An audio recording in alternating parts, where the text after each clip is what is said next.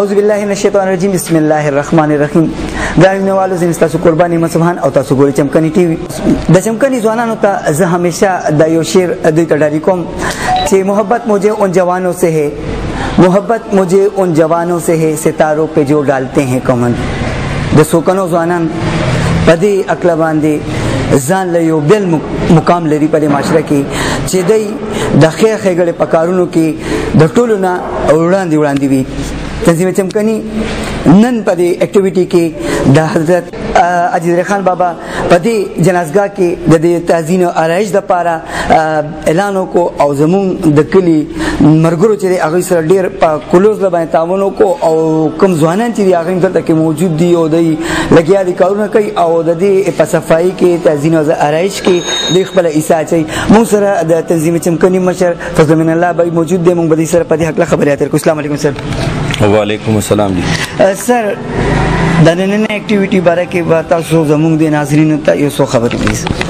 بسم الله الرحمن الرحیم. اصل کې تاسو ته به شاید اندازې زموږ تنظیمي چمکني ځوانان چې دي نو هغه چې څه ټایم د یو اکټیویټي دپاره پلان کړي نو هغوی دا پروا نه ساتي چې دې باندې به خرچه څونه راځي، دې دپاره به پیسې کم خوند راځي، دې لپاره مین پاور کم خوند راځي.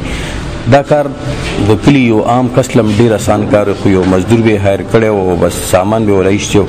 لکه دې سیزونو کې هر سړی کنټریبیوشن ورکوي او مسله دا ده چې د ځوانانو چونکې خپل شوق هم وي اور ای ته دې مې احساس ته دی که چېرې فرض که ما یو کار د پاره ودرېدم نو ما پسې بیا د کلي مشران هم را رسي، بیا د کلي ځوانان هم ما سره ولاړي او همدغه طریقې سره چونکې د دې جنازګاه کنسټرکشن خو شوی ماشاءالله ډېر زبردست دی او زموږ د کلي کې د یو ډېره غټه هدیره ده حاجي درې خان بابا نو دې باندې نن سبا ډېر زیات لوډ دی او ټول لکه سپیس هم دلته اکوپای کېږي او هغې مت کې چونکې د دې جنازګاه چې دی لږ غونتې دا رنګ روغن خراب شوی او ورسره نور هم دا ګیټونه مات شوي دي، د بجلۍ بلفونه او د بجلۍ والا لږه مسله وه پکې نو بس د تنظیم ملګرو خپلو کې ډیسایډ کړه چې جي دا هفته اتوار ده او زمونږ اکټیویټي وي هم داسې یم چې چوټۍ په ورځ باندې نور کله خلک کارونه کوي بس دې کې راغونډ شي نو به دا ماشاءالله خو یو میسیج ورکړو. میسیج باندې پرون هم دا دی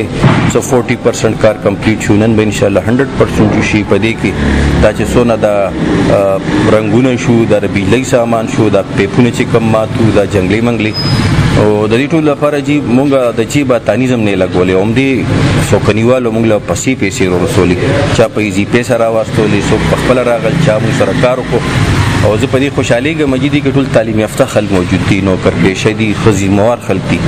لکه مونږ هر یو کار په مزدور نه کوو، په خپلو لاسو کوو چې مونږ ته د دې احساس وي چې یار دا چونکې زموږ خپل ځای دی او دا زمونږ د قوم یو دغه دی نشاني هم ده. لکه دې دپاره چې دی مونږ خپله ودرېږو په خپل لاس کار وکړو نو ډېر ښه ښکاري. ډېره مننه سر جي، شکریه جي، ډېره مننه. امجد صاحب موجود دی، دوی سره یو څو خبرې وکړم. السلام علیکم جي. السلام علیکم. وعلیکم السلام. امجد صاحب ځوانانو ته په دې موقع څه پیغام ورکول غواړئ د ولې د یونټي موقع ده؟ بسم الله الرحمن الرحیم. ستاسو ډېره شکریه نعمت سبحان بھائی چې معلم دا موقع راکړه.